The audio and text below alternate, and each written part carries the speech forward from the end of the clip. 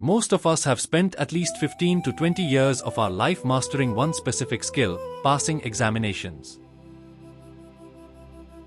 We read to memorize, we study to answer questions that already have a correct answer, and we write to score marks. But here is the brutal truth: a PhD is the exact opposite of an examinations. In a PhD, nobody gives you the questions. And more importantly, there is no textbook with the right answer at the back. If you carry your examination-oriented habits into your PhD, you will feel lost, frustrated, and blocked. In this video, we are going to rewire the brain from student mode to researcher mode during the coursework. This is the mental shift that separates those who struggle for years from those who graduate with confidence. ResearchInfoZone welcomes you to the second episode of the PhD Proposal Roadmap series, From Idea to Defense. In this episode, we are going to cover 5 essential pillars of the research mindset. First, why exam thinking is killing your creativity. Second, how to read journal articles like an investigator, not a student. Third, how to build your own research ideation journal or a research ideas diary. Fourth, how to identify your intellectual curiosity and align it with real research gaps. And finally, the essential tools that act as your second brain during coursework. Let's start with the shift. In school, you were a consumer of knowledge. The professor gave you a book, you read it, and you produced the answer. In a PhD, you must become a producer of knowledge. When you read a paper in your coursework, an exam-oriented student asks, "What is the key takeaway for my exam?" A researcher asks, "What is missing here? What are the limitations? What did the author fail to answer?" This is the concept of critical inquiry. You aren't just looking for facts, you are looking for cracks in the current body of knowledge. These cracks are your research gaps. Build these 3 habits. If you spend your coursework simply trying to pass modules, you finish your classes and say, "I have no idea what to research." But if you spend your coursework hunting for these gaps, you will finish your classes with 10 potential thesis topics ready to go.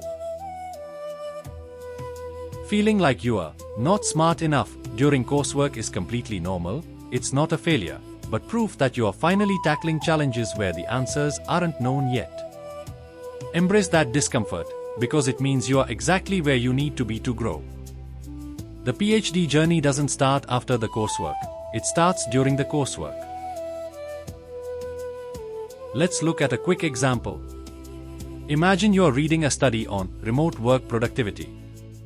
An examination student highlights the findings: remote work increases productivity by 20%. A researcher reads the limitations section and notes, "This study only looked at IT firms. It didn't look at manufacturing. It didn't account for family distractions." That is your research opportunity. You just found a gap in 30 seconds. Ever feel like you are reading but nothing is sinking in? That's because reading is usually too passive. The SQ3R method turns reading into an active process so you actually remember what you study. Think of it in 5 steps. Survey. Scan the headings and images first to get the big picture. Question. Turn those headings into questions. Instead of just reading photosynthesis, ask, how does photosynthesis actually work? Read. Read only the text needed to answer your questions. Recite. Close the book and explain the answer out loud in your own words. If you can't say it, you don't know it yet. Review. Once you are done, do a quick recap of everything you just learned.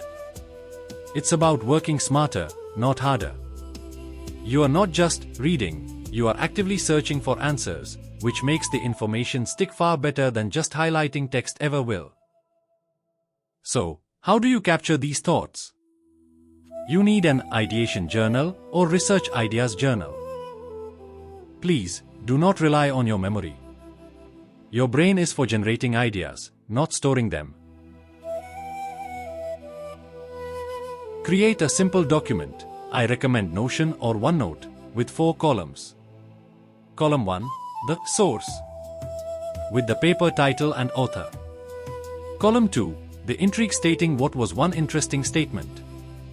Column 3, the question, about what is the author missing. Column 4, the connection. Explain how does this link to my broader interest area?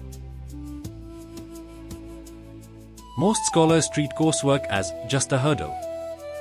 But every module is a research opportunity. Here is a 4-step framework to optimize the coursework for research proposal development.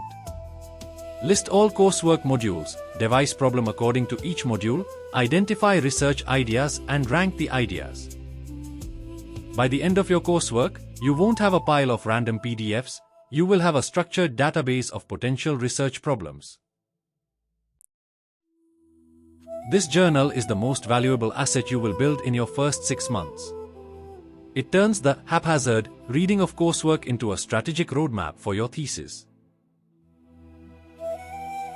Here is your high-value tip for today.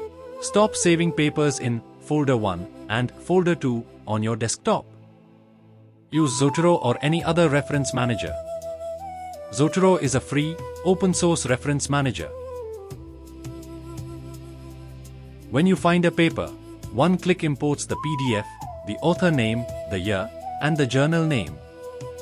When it comes time to writing your proposal, you won't be scrambling for citations, you'll be able to generate your entire bibliography with a single click. Do yourself a favor, install a reference manager today and watch a 10-minute tutorial on how to use their browser plugin. It will save you hundreds of hours. My recommendation: use Notion for ideas plus Zotero for papers. That's the golden combo for PhD scholars. Communicate with your supervisor. Think of your supervisor not as a boss you need to impress, but as a senior colleague you are partnering with on a project. This shift in mindset changes everything. The best way to build that professional trust is to adopt a no surprises policy. Don't wait until a major issue becomes a crisis before you speak up. Keep them in the loop on your progress, your roadblocks, and your pivots, especially when things go wrong. If you are proactive and transparent, you'll find that they stop being someone you fear and start being your strongest advocate. So, to summarize today's session, shift from examination mode to researcher mode. Practice active reading. Always look for the limitations section of a paper. Build your ideation journal, your second brain for all future research ideas. By doing this, you are not just surviving your coursework, you are actively building your PhD thesis one module at a time. In our next episode, we are diving deep into the most critical decision of your life: how to identify and finalize your PhD research topic using the GAPS framework. You don't want to miss that. And before you go, comment below, what is one academic topic that you are currently curious about? I read every comment, and I might be able to help you narrow it down. See you in the next one.